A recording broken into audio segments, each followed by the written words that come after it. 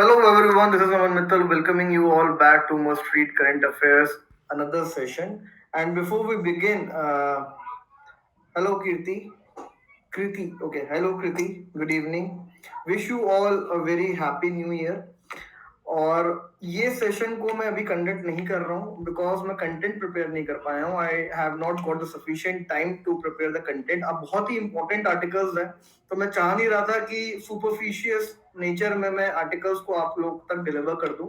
I want these articles जो भी आज मैंने शेयर करे हैं अपने टेलीग्राम ग्रुप पे प्रेफनेट्स पे और जो स्लाइड आप डाउनलोड करेंगे इसमें जो भी आर्टिकल्स हैं उसमें majority of the articles require in depth knowledge. तो एक बार सारे आर्टिकल्स मैं गो थ्रू करूंगा आप लोगों के साथ यहाँ पे और इस पे मैं एक और सेशन कंडक्ट करूंगा tomorrow at 10 p.m. I'll conduct one more session on must read current affairs 1st and 2nd January जहाँ पे इन डेप्थ एनालिसिस करेंगे हम ऑफ द आर्टिकल्स. आज मैं आपको सिर्फ एक ब्रीफिंग दूंगा of the articles and we will conclude this session in a brief nature.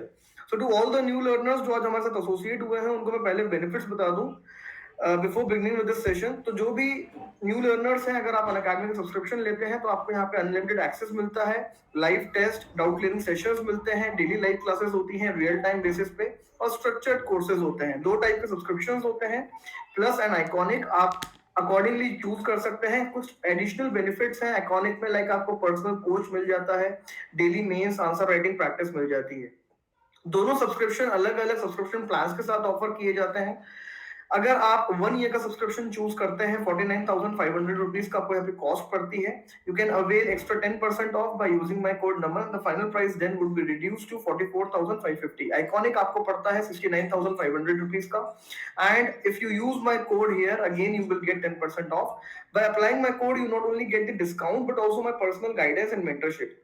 तो जैसे कि मैंने आपको बताया कि मैं ये सेशन को इन डेप्थ कंडक्ट नहीं कर रहा हूं as of now. I will take this session tomorrow again. I am just taking you through the articles जो इंपॉर्टेंट है and you should not skip these articles if you are a serious aspirant and giving examination in 2021. The first article talks about the vaccine कि India में most likely है कि next week vaccine approve हो जाएगी Covishield. तो यहाँ पे मैं चाह रहा हूँ कि आपके साथ मैं डिटेल में डिस्कशन करूँ right from the scratch. Approval process से, मैन्युफैक्चरिंग से, डिलीवरी से लेके फॉलो अप तक क्या क्या अभी तक डेवलपमेंट्स हुए हैं, क्या और करने की जरूरत है इंडिया को, कौन सी पोटेंशियल वैक्सीन हैं, उनके रिस्पेक्ट में क्या प्रॉब्लम्स इंडिया में आ सकती हैं एंड एवरीथिंग. तो यहाँ पे मल्टीपल आर्टिकल्स हैं from Indian express and the Hindu came on 1st and 2nd of January जो मैंने आप लोगों के सिलेक्ट करे हैं. तो वैक्सीन को मैं यहाँ पे जिस तरीके से डील करूंगा मुझे लगता नहीं है कि उसके बाद आपको कृति आप पीडीएफ डाउनलोड कर सकते हैं फ्रॉम दी ऐप इटसेल्फ. आपको ऑप्शन आता है डाउनलोड पीडीएफ का, आप डाउनलोड करेंगे तो ये सेम पीडीएफ डाउनलोड हो जाएगी. और अगर आपको स्क्रीनशॉट्स चाहिए तो आप टेलीग्राम चैनल से स्क्रीनशॉट्स को डाउनलोड कर सकते हैं. Telegram channel is Prepnuts Telegram channel है, आप इससे स्क्रीनशॉट्स डाउनलोड कर सकते हैं. ओके फाइन, सारे स्क्रीनशॉट्स मैं वहां पे शेयर कर देता हूं. तो मैं जो डिस्कस करूंगा आपके साथ अबाउट द वैक्सीन उसके बाहर आपको स्टडी करने की जरूरत नहीं है और उससे ज्यादा स्टडी करने की भी जरूरत नहीं है. I will be talking only relevant things out here with respect to prelims and mains perspective. इसके अलावा वैक्सीन की जब हम बात करेंगे तो हमें कोवैक्स एंड कोवैक्स एएमसी ये दो प्लेटफॉर्म्स हैं जो गावी, सेपी और डब्ल्यूएचओ ने रिलीज करे हैं, उनके बारे में भी स्टडी करना जरूरी है फ्रॉम द प्रीलिम्स पर्सपेक्टिव. तो एसीटी एक्सीलरेटर है, कोवैक्स है, कोवैक्स एएमसी है. All these are very much important from the prelims perspective जो हम वैक्सीन के साथ ही स्टडी करेंगे. जो सारी डिटेल्स मैं आपके साथ कल शेयर करूंगा एट 10 PM. इसके साथ हेल्थ मिनिस्ट्री ने कम्युनिकेशन स्ट्रेटेजी भी रिलीज करी है. तो हमने देखा था कि वैक्सीन का जो सेकेंड प्रोसेस था डिलीवरी का उसमें वैक्सीन हेजिटेंसी का इशू था. तो उसको हम मॉडिफाई करेंगे अब vaccine hesitancy plus vaccine eagerness. ये एक और एडिशन हम उसमें ऐड करेंगे.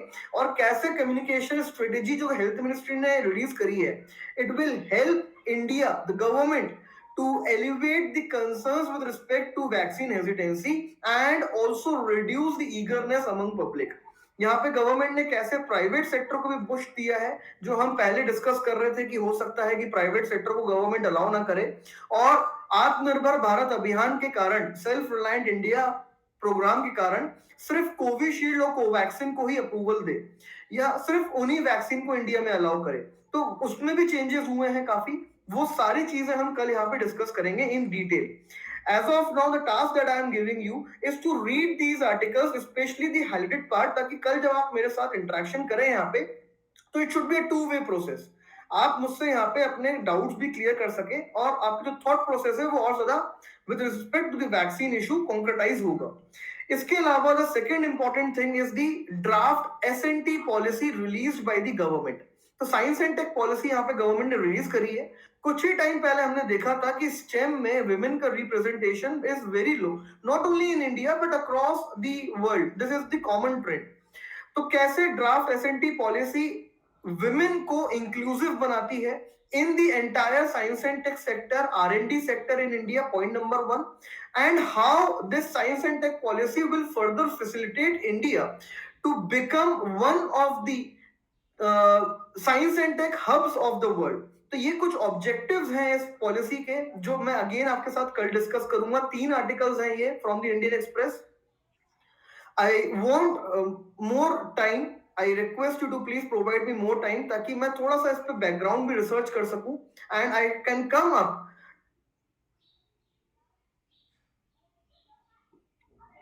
I did not get you, Kriti.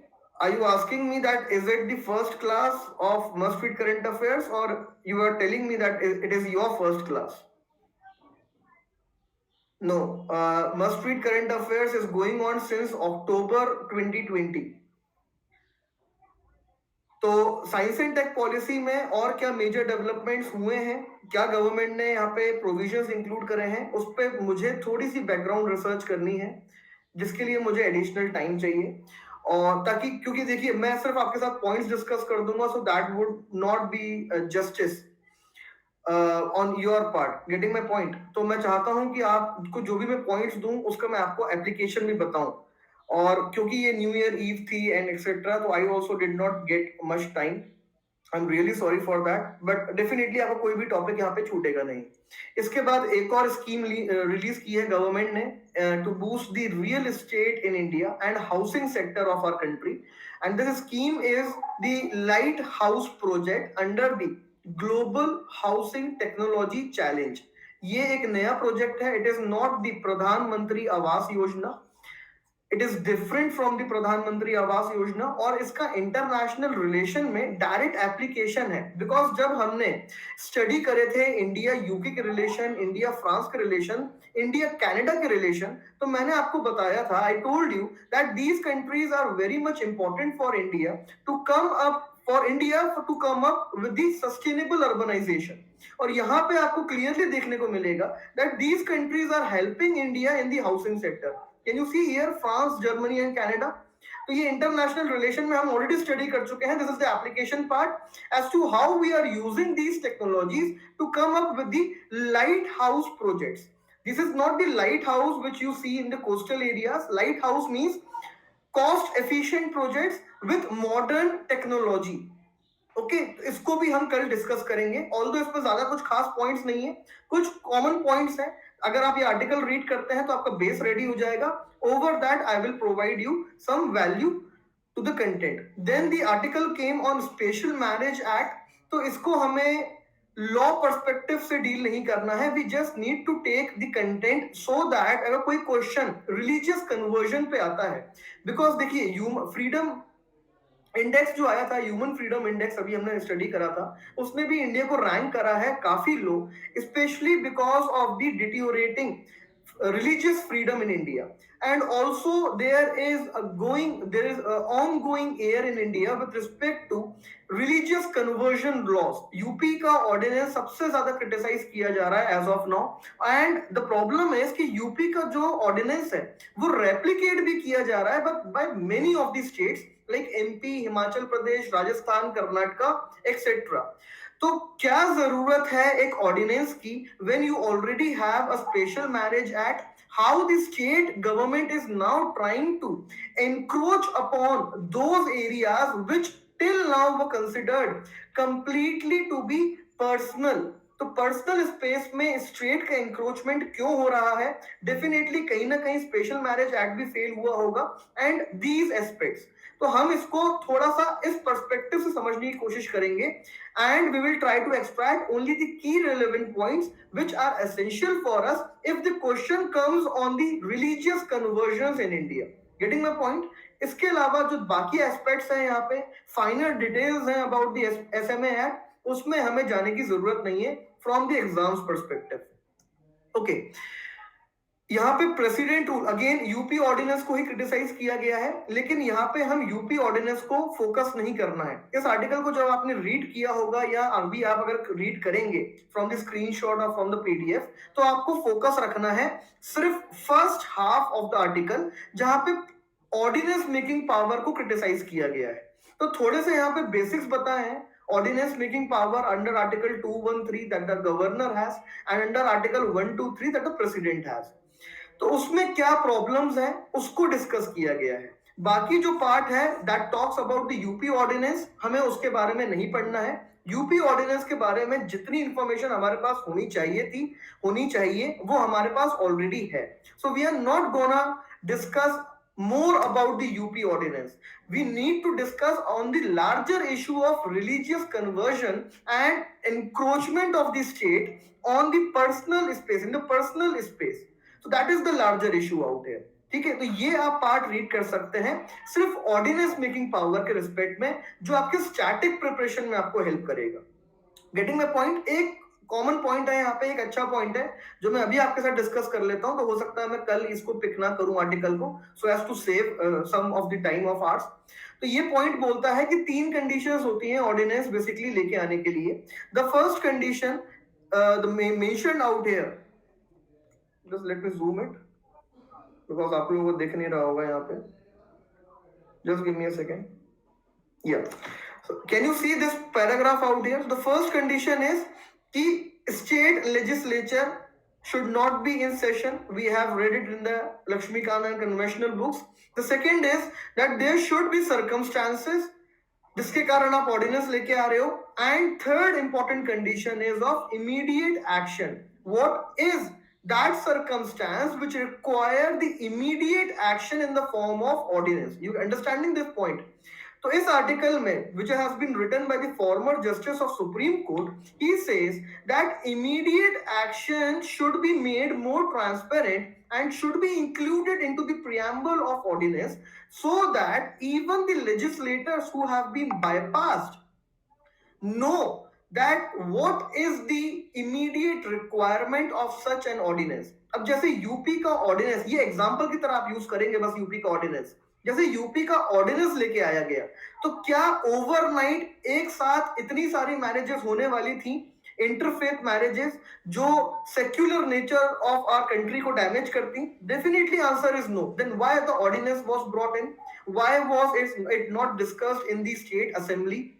Getting the point? तो ये जो पॉइंट है यहाँ पे इमीडिएट एक्शन का, इसको फोकस किया जा रहा है। और ऑर्डिनेंस मेकिंग पावर में क्या रिफॉर्म आप सजेस्ट कर सकते हो? So this is the crucial reform कि इमीडिएट एक्शन को ट्रांसपेरेंट बनाया जाए। It should be made mandatory कि जब भी ऑर्डिनेंस लेके आप आते हो तो ये इमीडिएट एक्शन ऑर्डिनेंस के प्रियम्बल में मेंशन्ड हो, ताकि पब्लिक को पता चल सके, ताकि सुप्रीम कोर्ट जब इंटरप्रेट करे, कोई केस अगर सुप्रीम कोर्ट में जाए तो सुप्रीम कोर्ट को भी इजी हो इंटरप्रेट करने में। और जो लेजिस्लेटर्स को आपने बाईपास किया है by not holding this session, उन लेजिस्लेटर्स को भी सेटिस्फैक्शन मिले कि yes there was an immediate action, there was an immediate situation which required this ordinance और any kind of ordinance to be passed under article 213 और under article 123 of the constitution of our country. ये एक important point है इस article में। इसके अलावा इस आर्टिकल को आपको नहीं पढ़ना है और यूपी ऑर्डिनेंस को आप एज एन एग्जांपल यूज करेंगे। Okay, very good article. जो डिजास्टर मैनेजमेंट की मेरी क्लासेस फॉलो कर रहे हैं उनके रिवीजन के लिए बहुत बढ़िया आर्टिकल है ये, कि इंडिया को क्या करना चाहिए because of the changing situations due to climate change. तो क्लाइमेट चेंज के कारण 3 केसेस हैं फ्रीक्वेंसी का, इंटेंसिटी का, प्रेडिक्टेबिलिटी का। इसके साथ हमने CEEW की एक रिपोर्ट देखी थी जिसने कहा था कि 75% of the districts of India are now vulnerable to extreme form of disasters in India. तो यहाँ पे फर्स्ट हाफ में आपको कुछ फैक्ट्स मिलते हैं, देन ये सारे आपको कीवर्ड्स मिलते हैं वे फॉरवर्ड में जो आप यूज करेंगे कि कैसे अडेप्टेशन फंड्स की जरूरत है, क्लाइमेट एटलस की जरूरत है, that too at the district level. तो ये सारे पॉइंट्स यहाँ पे आपको मिलते हैं जो आप डिजास्टर मैनेजमेंट में वैल्यू ऐड कर सकते हैं, रिवाइज कर सकते हैं। ऑलरेडी ये सारे पॉइंट्स मैं आपके साथ डिजास्टर मैनेजमेंट की क्लास में डिस्कस कर चुका हूँ। India finally has taken the role of or has assumed the membership as a non-permanent member of the UNSC. तो इंडिया के क्या की ऑब्जेक्टिव्स हैं, those have been mentioned out here. ये हम ऑलरेडी पहले भी डिस्कस कर चुके हैं कि इंडिया ने नॉर्म एक एब्रिवेशन दिया है to the new orientation to the of the reform multilateralism. ये इंडिया का ऑब्जेक्टिव है कि हमें मल्टीलैटरलिज्म को रिफॉर्म करना है, मल्टीलैटरल इंस्टीट्यूट्स को रिफॉर्म करना है, specially the UN reforms. Apart from this, India का जो ऑब्जेक्टिव है out here that is to counter terrorism. Terrorism को हम कैसे कॉम्बैट करेंगे, this these two are the basic objective of India for the remaining term, that is for the 2-year membership of the UNSC, non-permanent member of the UNSC। तो यहाँ पे CCID की भी बात करी गई है कि CCID को हम पुश करेंगे, the convention since 90s that we are trying to bring in, ताकि एक यूनिफॉर्म ग्लोबल लेवल पे कन्वेंशन एक अडॉप्ट किया जा सके to so as to fight in a coherent manner with the menace of terrorism in the countries. तो इसके बारे में भी कल थोड़ा सा हम डिस्कस कर लेंगे। ऑलरेडी वैसे मैं काफी डिस्कस कर चुका हूँ, यूएन रिफॉर्म्स आपके साथ मैं अलग से डिस्कस कर चुका हूँ, इंडिया का ऑब्जेक्टिव भी डिस्कस कर चुका हूँ। एनीवेज कल भी हम फिर से इसको पिक कर लेंगे। मनी लॉन्ड्रिंग के रिस्पेक्ट में हमने एसबीआई का स्टेटमेंट देखा था कि जो पॉलिटिकली एक्सपोज्ड इंडिविजुअल्स हैं उनको हमारे फाइनेंशियल सिस्टम्स थोड़े से लैक्स एटीट्यूड के साथ टैकल करते हैं, and this basically gives rise to the money laundering in India. अब इंडिया में FATF का रिव्यू होने वाला है so as to check, so there here the FATF body will basically review the India's measures, India's progress in tackling the money laundering, tax terror financing and so on। तो ये एक छोटा सा article यहाँ पे आया है जिससे अगेन मनी लॉन्ड्रिंग हाईलाइट होता है, बिकॉज ये रिव्यू प्रोसेस लास्ट ईयर होना था, कोविड-19 के कारण नहीं हो पाया। तो ये रिव्यू प्रोसेस इस साल होगा, जो भी की लिमिटेशंस होंगे those would be highlighted by the FATF and those limitations then will become important for us to study and examine। तो इसको हमें ट्रैक करना है, इस पर्टिकुलर रिव्यू प्रोसेस को जो FATF करने वाला है on India and its strategy to deal with the money laundering in India. Prelims point of view से इंपॉर्टेंट है कि फिस्कल डेफिसिट शूट अप हो गया है 135% of the target. The major reason behind it is the lower receipts, government के revenue का shortfall हुआ है, इसीलिए फिस्कल डेफिसिट इंक्रीज हुआ है, and not primarily because of the increased expenditure. Definitely expenditure increase हुआ है, but the primary reason behind the fiscal deficit is higher fiscal deficit is the lower receipts. Corporate tax collections have significantly fallen down, non-tax revenue significantly has fallen down। तो prelims में ऐसे ही question frame होते हैं कि reasons क्या थे, 4 reason दे दिए जाएंगे और ऑप्शंस में दे दिया जाएगा 1 2 3 1 2 3 4 लाइक दैट। तो you should be well aware कि इंडिया में क्या रीजंस है फिस्कल डेफिसिट के गिरने के। इसको भी हम कल थोड़ा सा और डिटेल में डिस्कस कर लेंगे। पार्लियामेंट्री फंक्शनिंग के ऊपर फिर से रिपोर्ट आई है कि राज्यसभा का recorded lowest number of sitting का रिकॉर्ड बना है इन 2020, जहां पे सिर्फ 30 डे की एवरेज सिटिंग राज्यसभा ने मेंटेन करी है। तो ये फैक्ट है जो आप यूज कर सकते हैं। Although the major reason behind it was the कोविड-19। तो मॉनसून सेशन को भी कट शॉर्ट करना पड़ा, बजट सेशन भी कट शॉर्ट हुआ और विंटर सेशन को हमें टोटली बाईपास करना पड़ा। विंटर सेशन हमने कंडक्ट ही नहीं करा इस बार। तो ये कुछ मेजर रीजन थे जिसके कारण राज्यसभा की सिटिंग कम हुई है। इसके अलावा यहाँ पे देखा गया है कि सबसे ज्यादा सस्पेंशन भी करा गया है ऑफ द अपोजिशन एमपीज। तो ये जो पॉइंट्स हैं ये मैं आपके साथ तब भी डिस्कस कर रहा था जब हम पार्लियामेंट्री फंक्शनिंग डिस्कस कर रहे थे कि parliamentary functioning average sitting number of the days of the parliament in annual basis After independence, in the initial 2 decades were around 120 days, but last 1 decade में सिर्फ 70 days है. तो ये ओवरऑल पार्लियामेंट्री फंक्शनिंग कैसे डिटोरिएट हो रही है वो शो करता है. यहाँ पे प्लीज समझने की कोशिश करिए कि सिर्फ नंबर ऑफ ऑर्डिनेंसेस इंक्रीज नहीं हो रहे हैं, deliberation discussion on important policies decision bills acts सिर्फ ये नहीं हो रहा है, overall role of opposition undermine हो रहा है. आप जितना कम पार्लियामेंट के सेशन लेंगे उतनी कम अपॉर्चुनिटी अपोजिशन को मिलती है to come up with the constructive criticism in India. तो अपोजिशन का रोल अंडरमाइन हो रहा है since 2014 in India because of the less number of seats that they are getting. Definitely this is one point, but also it is being undermined or it is being reduced because of this less number of average sitting of the parliament in India. तो ये एक point आप opposition के role में भी include कर सकते हैं. साथ में यहाँ पे एक और इंपॉर्टेंट फैक्ट मिलता है कि सिर्फ 10% बिल्स इस बार पूरे 2020 ईयर में सेलेक्ट कमेटी को रेफर करे गए, जो क्लियरली शो करता है कि government has shown expediency or it has adopted the hasty attitude of passing the bills without referring them to the select committees, standing committees, wherein definitely value addition takes place, more discussion takes place, media helps those bills, the provisions of the same to be spread across the India. और farmers act के respect में जो protest हो रही है उसके पीछे सबसे बड़ा रीजन यही है कि उन बिल्स को प्रॉपरली डिस्कस नहीं किया गया, उसको मीडिया के थ्रू हाईलाइट नहीं किया गया, पब्लिसाइज नहीं किया गया in a timely manner. The provisions of the bill are not the problem per se. The problem is of the deliberation, discussion, time that should have been given to the bills in the parliament.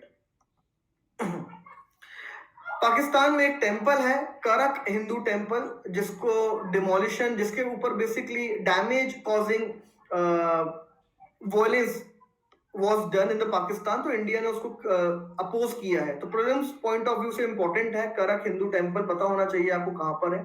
Mains में जब India Pakistan के relations आप discuss करते हैं तो definitely हर bilateral relation में you discuss about the key irritants. जब भी आप की इरिटेंट्स की बात करते हैं तो आपके पास एग्जांपल्स भी होने चाहिए उनको सब्सटैंशिएट करने के लिए. तो करतारपुर कॉरिडोर है हमारे पास एक एग्जांपल, और दूसरा एग्जांपल है हमारे पास करक हिंदू टेंपल. इसको आप और कहां यूज करेंगे? इसको आप यूज करेंगे कल्चर ऑफ पीस कॉन्फ्रेंस जो हमने डिस्कस करा था, जहां पे अब्राहमिक रिलीजियंस पे फोकस है यूनाइटेड नेशंस का, और इंडिया ने कल्चर ऑफ पीस कॉन्फ्रेंस को एक्सपैंड करने की बात करी थी. that there are other religions, important religions as well, which are threatened by the countries and other radical entities or the radical individuals. तो उसमें इंडिया ने कहा था कि हिंदुइज्म है, बुद्धिज्म है, सिखिज्म है, और वहां पे इंडिया ने उस वक्त एग्जाम्पल दिया था करतारपुर कॉरिडोर का. अब आपके पास दूसरा एग्जाम्पल है करक हिंदू टेंपल का. तो ये क्लियरली शो करता है कि रिवन रिफॉर्म्स की भी जरूरत है, और इंडिया पाकिस्तान के बीच में क्या प्रॉब्लम है उसके केस में भी आप इसको यूज कर सकते हैं. तो आपको एग्जाम्पल एक और मिलता है जो आप बताएंगे कि कल्चर ऑफ पीस कॉन्फ्रेंस को क्यों एक्सपैंड करना चाहिए, करतारपुर, और अब आप बोलेंगे करक हिंदू टेंपल की जो मॉब ने डैमेज कॉज किया है in Pakistan, and less security provided by the Pakistan government to this temple. Okay, digital payments index mains के लिए इंपॉर्टेंट है, प्रीलिम्स के लिए इंपॉर्टेंट है, लेकिन एप्लीकेशन दोनों में अलग हो जाती है.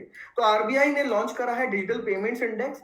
ये बेसिकली कैप्चर करता है एक्सटेंट ऑफ डिजिटल और digitisation of payments in our country.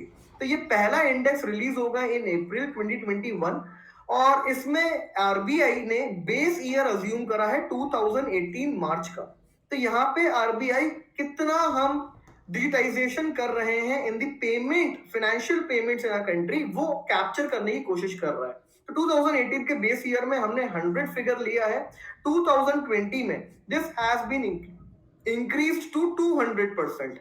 200, तो ऑलमोस्ट 200% की ग्रोथ है यहाँ पे 2 साल में, ये सामने आता है. तो इंडिया में digital payments are more accepted by the people now, are more used by the people now. इसके कुछ पैरामीटर्स हैं जो आरबीआई यूज करती है. प्रीलिम्स के लिए इंपॉर्टेंट बन जाते हैं ये पैरामीटर्स। और ये जो फैक्ट है ये आप यूज करेंगे मेंस में, दैट डिजिटल फाइनेंशियल इंक्लूजन। जब हम बात करेंगे डार्क पे सिस्टम, याद है आपको डार्क पे सिस्टम हमने देखा था, डार्क पे सिस्टम क्या था, डिजिटल फाइनेंशियल इंक्लूजन की बात कर रहा था वो। तो डिजिटल फाइनेंशियल इंक्लूजन में आप अब डिजिटल पेमेंट्स इंडेक्स की भी बात कर सकते हैं, which has been released by the RBI। तो ये पैरामीटर्स हम कल एक बार और डिस्कस कर लेंगे। आज बस मैं आपको ब्रीफिंग दे रहा हूं यहाँ पे। I am not discussing any article today, I am just giving you briefing, I am just giving you a go through of all the articles, ताकि आप इस स्लाइड को एक बार रीड कर सकें, specially the highlighted part. GST ने record revenue achieve करा है in the month of December. तो उसके पीछे फैक्टर्स क्या हैं? ये फैक्टर्स हमें एक स्पेसिफिक टाइम पीरियड के लिए जरूरी नहीं है कि दिसंबर में हाईएस्ट रिकॉर्ड बनाया है जीएसटी ने of the revenue collection, but we want to know the measures taken by the government of India so as to enhance the GST in a country, GST collection in a country. Because GST collection को लेके, GST compensation को लेके काफी issues हैं। तो यहाँ पे government ने ई इनवॉइस क्रिएट करा था system in October 2020। Now that is basically giving us the results, good results, क्योंकि उससे जीएसटी इवेजन काफी हद तक कर्टेल हुआ है। फिर हमने फेक इनवॉइसिंग देखी थी कुछ टाइम पहले, जिसके अगेंस्ट गवर्नमेंट ने एक्शन लिया। तो ऐसे एक्शंस हमें बेसिकली कलेक्ट करने हैं, ताकि एग्जाम के दिन तक हमारे पास सफिशिएंट मेजर्स हो taken by the government of India to boost the GST in our country, GST implementation, GST revenue collection, GST compensation, etc. Okay, तो इस आर्टिकल को भी आप एक क्विक रीड दे सकते हैं, ज्यादा टेक्निकलिटीज में मत जाइए यहाँ पे। और दिसंबर में क्यों इंक्रीज हुआ, उसके पीछे रीजन है कि फेस्टिवल सीजन था, और एक ई इनवॉइसिंग सिस्टम जो गवर्नमेंट ने 2020 अक्टूबर 2020 में रिलीज करा था। ओके, देखिए ये आर्टिकल बहुत ज्यादा इंपॉर्टेंट है, please pay attention to this article, क्योंकि ये आर्टिकल मैं कल डिस्कस नहीं करूंगा आपके साथ। तो आप बाकी आर्टिकल्स को भले एक बार स्किप कर दीजिए, अगर आपके पास टाइम नहीं है आज मत पढ़िए। इस आर्टिकल को जो इंडियन एक्सप्रेस में आया है आज, इसके स्क्रीनशॉट मेरे टेलीग्राम चैनल पे है, प्रेपनेट्स पे, आप वहां से डाउनलोड कर लीजिए अगर ये ब्लर रहता है तो। इस आर्टिकल में there is the assessment of international relations and international events that took place in the year 2020 and how India should proceed now with respect to all those international events. You will be surprised and very much happy to know कि इसमें जितने events हैं वो सारे हमने in depth में discussion करा है। We have dealt with all those events in detail. यहाँ पे चालू होता है कोविड से, बेसिकली कि चाइना का असर्टिव एटीट्यूड कैसे सामने आया, तो इंडिया चाइना बॉर्डर एलएसी, फिर चाइना के assertive attitude in the South China Sea, जहां पे वियतनाम, फिलीपींस, इंडोनेशिया के साथ भी चाइना ने असर्टिव एटीट्यूड को अडॉप्ट करा। सेकेंड हियर, जूम कर लेता हूं मैं, just give me a second. Second, it talks about the US policy। तो यूएस की क्या इंपॉर्टेंट पॉलिसीज रही हैं क्लाइमेट चेंज को लेके, तालिबान अफगानिस्तान को लेके, इजराइल के एग्रीमेंट्स को लेके, ये सारे डिटेल में हमने ऑलरेडी डील करा है। तो इसका आपका क्विक रिवीजन होगा। फाइन, यहाँ पे मैं ये नहीं बोल रहा हूँ कि हमने सब ऑलरेडी डील करा है तो आप एक बार देख लो कि हम पढ़ चुके हैं। I'm not talking about that.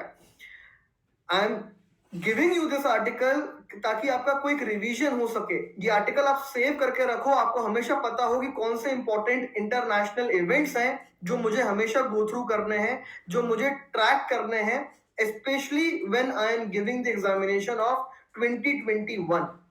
और जो 2020 का मेंस दे रहे हैं उसका इंटरव्यू देंगे, उनके पास भी ये होना चाहिए। इसमें इस ऑथर ने भी बिल्कुल भी डिटेल में बात नहीं करी है, लेकिन की पॉइंट्स एटलीस्ट एक एक पैराग्राफ में उसने हाईलाइट कर दिए हैं, तो आपके रिवीजन के लिए बहुत हेल्पफुल है ये। फिर यहाँ पे दूसरा है अफगानिस्तान, कि अफगानिस्तान में क्या इंपॉर्टेंट डेवलपमेंट्स हुए और इंडिया ने अपनी अफगान पॉलिसी को कैसे चेंज करा विद रिस्पेक्ट टू अफगानिस्तान, तो ये भी मेंशन्ड है यहाँ पे। मिडिल ईस्ट में क्या डेवलपमेंट्स हुए वो मेंशन्ड है यहाँ पे। रशिया चाइना कैसे क्लोज आए, ये चीजें मेंशन्ड है यहाँ पे। देन इंडिया की नेबरहुड पॉलिसी का असेसमेंट है यहाँ पे। Then here is the aspirational India, wherein it talks about the withdrawal of India from the RCEP. तो आपके पास सारे नोट्स ऑलरेडी बने हुए हैं, आपके क्विक रिवीजन हो जाएगा इस आर्टिकल को आप एक बार गो थ्रू करोगे तो, और आगे भी आपको हेल्प करेगा ये। ठीक है, फिर अब यहाँ पे आता है कि क्या अपॉर्चुनिटीज हैं। तो चाइना को हम कैसे काउंटर करेंगे। यूनाइटेड नेशंस में हमने नॉन परमानेंट मेंबरशिप ली है of the UNSC for the next 2 years। तो वहां पे हमारा क्या ऑब्जेक्टिव होना चाहिए, क्या है और क्या होना चाहिए, यूएस के साथ फ्रेंडशिप हमारी कैसी रहने वाली है, राइट। यूरोप, ब्रेक्सिट, तो इंडिया यूके रिलेशंस हमने डिस्कस करा है। इंडिया यूके में मैंने आपको बार बार बोला है कि इंडिया यूके रिलेशंस एक साल पहले तक बिल्कुल भी इंपॉर्टेंट नहीं था, और इनफैक्ट इंडिया भी यूके को उतना इंपॉर्टेंट पार्टनर नहीं मानती थी। तो relations were cordial always but never deep, but this relation has become very important since the Brexit deal. तो ये एग्जाम पर्सपेक्टिव से बहुत इंपॉर्टेंट बन गया है ब्रेक्सिट। तो यूके रिलेशंस मैंने यूट्यूब पे भी वीडियो डाला हुआ है, और मस्ट रीड करंट अफेयर्स में भी हमने डील करा है। तो इसीलिए मैं बार बार एम्फसाइज कर रहा हूं कि यूरोप में 3 कंट्रीज पे आप फोकस रखो, UK, France and Germany, according to the priority. तो first priority should now be given to UK, second to France and third to Germany. और एक हम रिलेशंस डिस्कस कर लेंगे with EU in toto. India EU के relations हम एक बार discuss कर लेंगे, ये हमारा बचा हुआ है मुझे पता है, तो ये हम डिस्कस कर लेंगे। बाकी यूरोप में ये 3 कंट्रीज आप एक बार रिवाइज कर लो, ये हम ऑलरेडी डील कर चुके हैं। ठीक है, फिर नेबरहुड फर्स्ट पॉलिसी में हमें क्या चेंजेस करने हैं, तो ये भी हमने डिटेल में बात करी हुई है ऑलरेडी। एंड यहाँ पे लास्ट में इसने कंक्लूड करा है, international events of huge significance सारे यहाँ पे मेंशन्ड है। फाइन, इसके बाद है Arctic worms, very good article, very informative article, कि क्योंकि क्लाइमेट चेंज हो रहा है जिसका सबसे ज्यादा इंपैक्ट, द ग्लोबल वार्मिंग का सबसे ज्यादा इंपैक्ट देखने को मिल रहा है नॉर्थ पोल पे, where the Arctic basically rest. तो यहाँ पे अब मेल्टिंग स्टार्ट हो गई है, और उससे क्या अपॉर्चुनिटीज हैं और उससे क्या चैलेंजेस सामने आते हैं, that has been mentioned in this article. In the last part of the article, the author talks about the India's role in this complete scenario। तो यहाँ पे आपको कुछ बेसिक्स पता चलता है। देखिए, लोग पूछते हैं कि एसेस कैसे लिखे जाते हैं, right, how to write a good essay. इस पे लोगों ने घंटों घंटों के सेशन भी लिए हुए हैं, एंड लोग अलग से क्लासेस लगाते हैं कि ऐसे कैसे लिखना है, जबकि मेरे हिसाब से ऐसे लिखना सबसे इजी टास्क है, and it naturally gets developed. कुछ लोगों में नेचुरली होता है और कुछ लोगों में नेचुरली डेवलप हो जाता है when you have good reading and writing habit. किसी भी ऐसे को लिखने के लिए अगर आपको अप्रोच देखनी है तो आप कोई भी वीडियो मत देखो, किसी को भी मत सुनो, एक एडिटोरियल उठा लो किसी भी न्यूज़पेपर का। बस एक एडिटोरियल जो होता है, एक जो आर्टिकल होता है, वही एक बेस्ट ऐसे होता है। तो जस्ट लुक एट इट कि इसने कैसे इसको चालू करा और कैसे इसको एंड करा। This is how you have to write an essay. I'm not talking only about this author और अबाउट दिस आर्टिकल।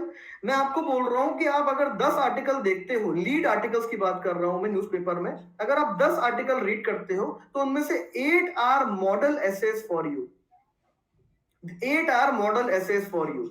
तो this is how an essay is written. ऐसे को कभी भी फ्रेगमेंट मत करो, मेरे हिसाब से मैंने कभी ऐसे को फ्रेगमेंट मत नहीं करा, और I have fetched very good marks in essays. ऐसे आपको एक बहुत ही जेन्युइन टोन में स्टार्ट करना पड़ता है, लाइक अ लेमैन, जैसे इसने यहाँ पे स्टार्ट करा। इसकी बस स्टार्टिंग देखो आप ऐसे की, इस आर्टिकल की कितनी प्यारी है कि in my school geography books, in my school the geography books arctic was a frozen, I'm unable to read it, just give me a second. Yeah, in my school geography books the arctic was a frozen fastness, the distant domain of polar bears, fur clad tribes, or the occasional interpret explorer, but that was a half a century ago। So you getting my point? एकदम उसने personalise करा पहले issue को, he has personalized the issue and then he has come on to the issue gradually। So you should develop this habit। ये आप देखोगे naturally develop भी हो जाएगी आपकी, अगर आप एक गुड रीडर हो, गुड ऑब्जर्वर भी हो साथ में। तो you should first personalize the issue and then gradually come on to the issue. Gradually issue पे आते हैं, अच्छा खासा कंटेंट भी डिलीवर करते हैं and then he ends it by including India into it. Fine. तो यहाँ से आप थोड़ा सा ऐसे रीडिंग में सीख सकते हो, और आर्टिक के केस में बहुत इंपॉर्टेंट है क्योंकि इसके ऊपर डायरेक्ट क्वेश्चन यूपीएससी पहले ही पूछ चुका है और आगे ही पूछेगा, क्योंकि ये एक ऐसा एरिया, एक नया एक्सप्लोर हो रहा है. The new sea routes are now being explored because of the melting of the ice in the North Pole, और ऐसा प्रोजेक्टेड है कि 2050 तक North Pole will completely be melted. तो जो नॉर्दर्न सी रूट है, this route, new route would be explored, जिससे travelling time काफी कम हो जाएगा, ट्रेड एंड कॉमर्स फैसिलिटेट होगा. New global powers could emerge then, like Norway, Denmark, Russia can then again become a global power, not only because of the strategic routes to which they will be having access and control, but also the new region which will provide them key minerals, energy resources. तो rare earth metals उनको वहां पे मिल सकते हैं जो अभी तक unexplored है, उनको वहां से एनर्जी रिसोर्सेज मिल सकते हैं जो आने वाले टाइम की अगेन नीड होगी. तो ये सारी चीजें इन कंट्री को और स्ट्रेटेजिकली लोकेट कर देंगी और इनकी स्ट्रेटेजिक इंपॉर्टेंस इंक्रीज कर देंगी. ये स्ट्रेटेजिक इंपॉर्टेंस इस आर्टिकल में मेंशन नहीं है, this I am telling you from my own. जब हम आर्टिक को कभी, अभी कल भी नहीं करेंगे इसको डीप में डिस्कस, तो कभी कल भी नहीं करेंगे, लेटर ऑन कभी हम अगर आर्टिक पे इन डेप्थ डिस्कशन करते हैं तो ये सारी चीजें आती हैं कि कैसे कुछ रीजन्स स्ट्रेटेजिकली इंपॉर्टेंट बनेंगे in the times to come, कैसे कुछ एग्जिस्टिंग इंपॉर्टेंट स्ट्रेटेजिक रीजन्स की अपना इन्फ्लुएंस लूज करेंगे to these regions and so on. Okay. From prelims point of view, an important thing कि ऑस्ट्रेलिया ने अपना नेशनल एंथम अमेंड करा है so as to include the indigenous history of Australia, wherein it has now included the origins of the Australia. तो Australia was also the British colony, और जो इसका anthem था, national anthem, it basically began with young and free. तो इसमें traditional past historic contributions of the people of Australia, the Aborigine tribes of Australia, those were not incorporated in the national anthem. And now Australia has amended the national anthem so as to make it more comprehensive and reflective of the Australian continent per se, by including even the 50,000 year old history that it had. तो ये बहुत ही एक significant development है Australia के लिए, क्योंकि national anthem generally amend नहीं किया जाता है. Please try to understand this. और ये अगर किसी कंट्री ने किया है तो वो बहुत ही एक इंपॉर्टेंट रीजन उसके पीछे भी रहा होगा, and this particular news also will become important because of the amendment of the national anthem. तो प्रीलिम्स के लिए प्लीज याद रखना, स्टेट पीएससीज में याद रखना कि किस कंट्री ने अपना नेशनल एंथम अमेंड किया है. तो that is Australia, first thing. And क्यों किया है तो प्लीज वो रीजन भी याद रखना फ्रॉम द एग्जाम्स पर्सपेक्टिव. हो सकता है मेंस में, ऐसे में आप इसको यूज कर सकें. अगर ऐसे अगर किसी कल्चर पे आता है या डाइवर्सिटी पे आता है तो उसमें आप इसको यूज कर सकते हैं इन द इंट्रोडक्शन, कि कैसे ऑस्ट्रेलिया ने अपना नेशनल एंथम अमेंड करके ये शोकेस करने की कोशिश करी है कि our country is not only reflective of the modern struggle but also of the cultural diversity and the rich past that we had. तो ये थोड़ा सा आप इस तरीके से इसको यूज कर सकते हैं. Again, important from the prelims perspective is this article which talks about the tampon tax. तो tampon tax पे direct question आ सकता है. Tampon tax was recently in news, and to which of the following it is related to. तो tampon tax एक basically sexist tax भी कहा जाता है जो यूरोपियन यूनियन लगाती है on the sanitary pads. तो क्योंकि ये विमेन के हाइजीन प्रोडक्ट्स पर लगाया जाता है इसीलिए इसको सेक्सिस्ट टैक्स भी बोला जाता है. जैसे ही ब्रेक्सिट कंक्लूड हुआ on 1st of January or on the midnight of 31st of December, UK formally went out of the EU, तो यूके ने टैम्पोन टैक्स को हटा दिया, अबॉलिश कर दिया। And the women of UK have hailed this progressive move of the UK government, because इस पे EU ने मैंडेटरी 5% टैक्सेशन लगाया है by including the sanitary products into luxury goods, by considering the sanitary products as luxury goods. तो इसको remove करके UK ने एक और एग्जाम्पल सेट करा है कि ये इंडिया में भी अप्लाई किया जा सकता है, और इसको भी आप एज एन एग्जाम्पल यूज कर सकते हैं। तो प्रीलिम्स के लिए अलग तरीके से आपको समझना है, आपको बेसिक पता होना चाहिए कि टैम्पोन टैक्स क्या है, सैनिटरी टैक्स है, और कौन सी कंट्री में था, कौन सी कंट्री ने हटाया है। तो ईयू में अभी भी ये लिवाई किया जाता है, यूके ने इसे अबॉलिश कर दिया है आफ्टर ब्रेक्सिट। और मेंस में आप इसको यूज कर सकते हैं कि ये कैसे एक प्रोग्रेसिव मूव है। फाइन, तो ये कुछ आर्टिकल्स हैं जो आप गो थ्रू करेंगे। ये सारे आर्टिकल्स, ऑलमोस्ट सारे आर्टिकल्स कल हम दोबारा डिस्कस करेंगे इन डिटेल। देखिए अभी हमने सिर्फ एक ओवरव्यू लिया है एंड 40 मिनट्स के आसपास हो गए हैं, and I need more time to discuss these articles with you, especially the vaccine article, because मैं वैक्सीन को स्क्रैच से डिस्कस करना चाह रहा हूँ आपके साथ। आप लोगों में से कुछ लोग ऑलरेडी देख चुके हैं process of vaccine bits and bytes में। तो जब हम कल वैक्सीन को डिस्कस करेंगे तो from scratch to the final conclusion, that will be our tomorrow's agenda. After that science and tech policy को हम डिस्कस करेंगे, और स्पेशल मैरिज एक्ट के की प्रोविजंस हम एक्सट्रैक्ट करने की कोशिश करेंगे जो हमें रिलीजियस कन्वर्जन में हेल्प करे। उसके अलावा यहाँ पे जो आर्टिकल्स हैं थोड़ा सा और मैं आपके साथ डिटेल में डिस्कस कर लूंगा, अभी मैंने आपके साथ नहीं करा है, सिर्फ एक ओवरव्यू आपको दिया है। फाइन, तो ये स्टार्टिंग के 4 आर्टिकल्स हैं जहां पे कल हमारा फोकस रहने वाला है। अभी किसी को डाउट है तो आप मुझसे पूछ सकते हैं, otherwise we will meet tomorrow at 10 PM for the discussion of these articles. अगर किसी को टाइम में कोई दिक्कत है तो आप मुझे वो भी बता दीजिए, थोड़ा सा अगर पॉसिबल होगा तो हम टाइम भी शिफ्ट कर लेंगे।